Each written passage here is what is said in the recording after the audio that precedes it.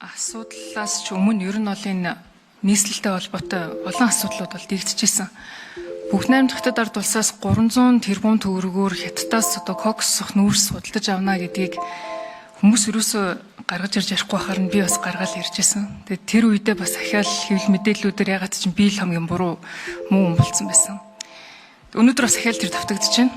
Тэгээд бас шалтгаан нь бол сая 5 дахь өдөр бүлгийн хурал бүлэгтээ бол би хүсэлт тавьсан юм аа. Энэ хилцүүлгийг олон нийтэд нээлттэйгээр хийх шаардлагатай маа гэд.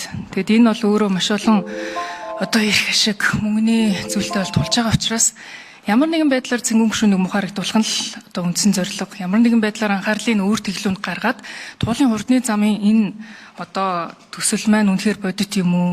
Тэгээ техник эдийн засгийн үндэслэл нь үнэн юм уу? Хийгээд байгаа судалгаанууд нь тооцоолтой мүү гэдгээс нь анхаарал сарниулах нэг үндсэн харгал явж байгаа мэн гэж харж байна. Тэгээд маш харамсалтай. Яг үндэ бол яг тэгэхээр би энэ улсад амьдран би Улаанбаатар хотын иргэн тэгээд яг энэ яриануудыг сонсоод хаад та бүхэн ч гэсэн өөрсдөө эндээ итгэхгүй байгаа илүүдээ л гэж харагдчихээн л та. Бүх мэрэгчлэлтэн судлаач нар бүгдээрээ энэ дотор суугаад маш олон тайлбаруудыг хэлж штэ. Яагаад боломжгүй вэ гэдэг талаар одоо өнөөдөр энэ хилцүүлгийн үр дүнд бол олон нийт тэртээ тэргүй дүгнэлтээ бол гаргачих нь монголчууд бол бас ухаантай хүмүүс.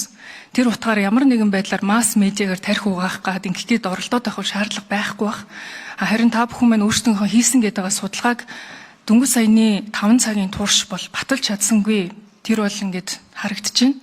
Тэгэд магадгүй тэр их одоо медиад зарцуулах мөнгөө яг энэ өөрсдийнхөө хийсэн байгаа судалгаагаа илүү оновчтой юм а зөв юм а гэхий тайлбарлахтаа оролдвол арай зөв байх. Гэхдээ харамсалтай нь тэнд бол тайлбарлах зүйл бол байхгүй гэдэг нь бол харагдаж байна.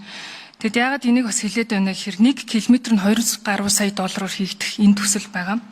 За тэгээд өргөмжлийн судалгаа, ажлын даалгавар батлагдах. За тэгээд наривчлан ажлын зургууд нь батлагдчихийж ерөнхийдөө бол үндсэн төсөв маань бол бүтэн гарч ирнэ. Тэгэхээр 2.3 их найд гэж байгаа дүн маань ч гэсэн эцсийнх биш юм байна гэдэг тоо бол гарч ирж байгаа.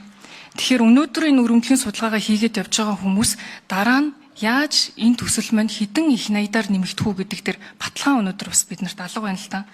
Тэгэхээр 2025 оны 9 сард 123 тэрбум, 10 сард 70 тэрбум, 11 сард 60 тэрбум, 26 оны 2 сард 51 тэрбум жишээ нь шилжээд явсан байна.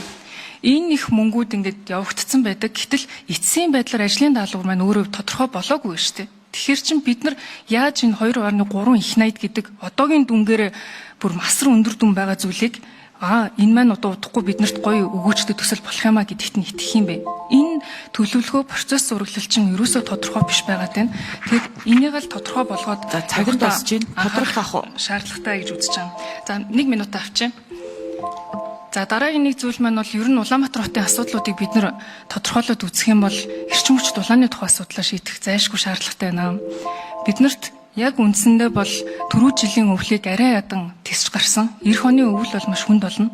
Дөнгөж сая мэдээлэл өгж байгаагаар бол дулааны болон цахилгаан эрчим хүчний шинэ их үүсрүүдийн тал дээр хөрөнгө оруулалт хийж байгаа гэж байна. За энэ дээр дутуу орхигдоод байгаа зүйл маань бол дулаан дамжуулах болон түгээгтэй холбоотой түгээх шугамын тухай шинжилгээний тухай асуудал баш дутуу орхигдож байгаа. Улаанбаатар хотод 370 км шугамын 80 гаруй хувь нь бол насжилт хэтэрсэн. Дулааны алдагдал маш ихтэй байгаа. Тэгэд энэ шугамуудын засвар ажлыг хийхэд асар их мөнгө хэрэгцээтэй байдаг. Тэгээд тэр утгаараа биднэрт бол хийх маш их ажлууд байна.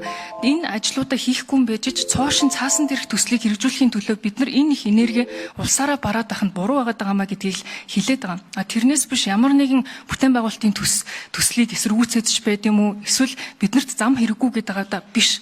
Хамгийн гол нь төслүүдийн чухлын ач холбогдлыг бид бүхэн зайлшгүй харж үзэх хэрэгтэй байгаа.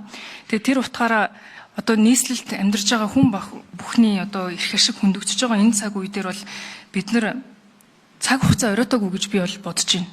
Бид нар энэ төслийг цааш нь үргэлжлүүлээд явах нь маш их эрсдлүүдийг дагуулж байна. Геополитик, дэлхийн дайн гэдэг маш олон зүйлүүдээс шалтгаалж манай энэ өнөөдөр Улаанбаатар хотод үүсэж байгаа нөхцөл байдлууд улам хүндрэх төлөвлөгөөр шилжиж байна. Ирэх онд яаж дулаан байхаа бид нар мэдэхгүй шийдэггүй байж яаж явах юм бэ? За тэгэд нийслэлийнхандаа хандаж хэлэхэд бид бүхний зорилго маань бол нэг ан ман гэж хуваагдаад ч гэдэм үү, хин мундаг хин муухай вэ гэдгээ тодруулахтай бол биш. Тэгэхээр бид бүхний зорилго маань бол тухайн альва нэгэн төсөл хөтөлбөр хэрэгжихээр болох юм бол энэ маань хууль дүрм журмын дагуу бүтэн байгаад тэр нөхцлүүдэд хангаад тэрнийхэн дагуу ажлын графикууд нь гараад ингээд ямар нэгэн эргэлзээ төрүүлэхгүйгээр явдаг тэр процесс руугаа орохыг л бид бүхэн шаардж байгаа. Тийм учраас та бүхэн маань тухайн шаардлагатай бүх суур судалгаанууд, усны газрын дүнлэгээ гих мэт зүйлүүдэд бүгднийг бүрэн болгоод энд ямар нэгэн одоо эргэлзээ төрөхөөргүй болгоод энэ тэр цаг мөчид бид бүхэн иргэн харах ёстой зүйл болчоод байна. Тиймээс энийг нэг айхтар дайнд ажинтай улс шигээр ингэж хүндрүүлж авч яваад ах ямар ч шаардлага байхгүй. Бид бүхэн бол маш зарчмын энгийн шаардлагуудыг бас та бүхэнд хүргүүлж байгаа шүү гэдгийг хэлхийг хүсэж байна.